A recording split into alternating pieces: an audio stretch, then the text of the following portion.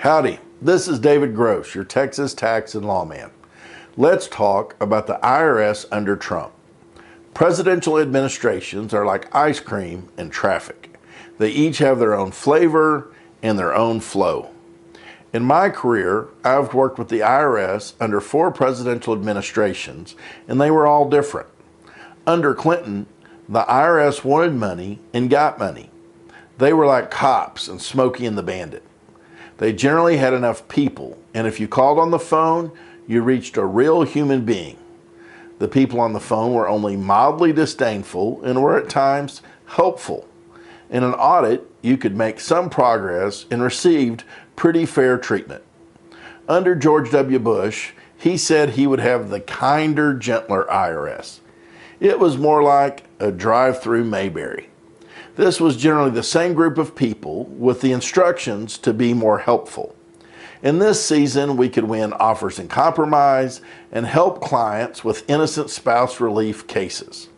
Bush also pushed the faith-based initiatives to allow nonprofits to perform public services like after-school training, homeless outreach, and assistance to the poor. The Bush administration was friendly to churches and these nonprofits. President Obama's administration was exactly the opposite. It was like Radiator Springs when McQueen tore up the street. The Obama view wanted government, not churches and nonprofits, to meet the needs of the people. Thus, disability increased, food stamps increased, and other programs like the notorious Obama phones came on the scene. At the same time, the IRS moved against nonprofit organizations and actually shuttered 160,000 of them for not filing their returns for 2 years in a row. In this season, we saw the abuse of the IRS by Lois Lerner and her agents that targeted conservative groups. This ideological bend to the IRS spurred a backlash from Congress.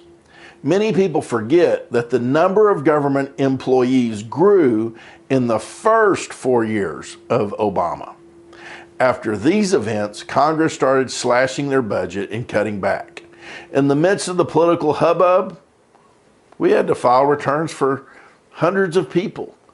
This meant we still had to call the IRS and get help. However, the rules changed. Waiting on hold for 2 hours became the new normal. The special tax preparer hotline went from a ready, willing, and able professional agent to a lengthy wait and a new wave of less than helpful agents. Yes, there were still some quality people in the IRS who wanted to do their job, but sadly there became an increasing number who would not give you a straight answer and just shuffled you around. Well, here we are in 2018. What's the IRS like under the Trump administration?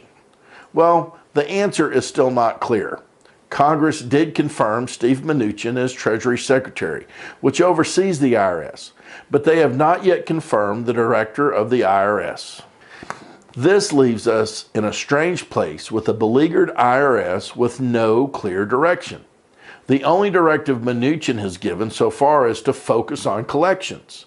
His analysis says that the IRS collects $5 for every $1 it spends on collection. So, the IRS is not necessarily targeting one group or another, but it is working diligently to collect every dime it is owed.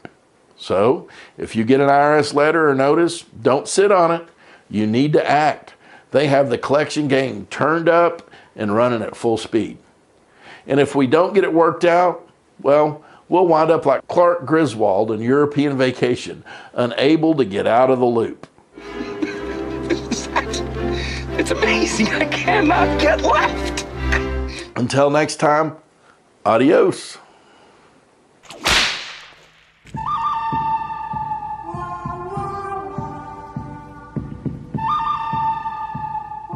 Texas tax and lawman legal disclaimer.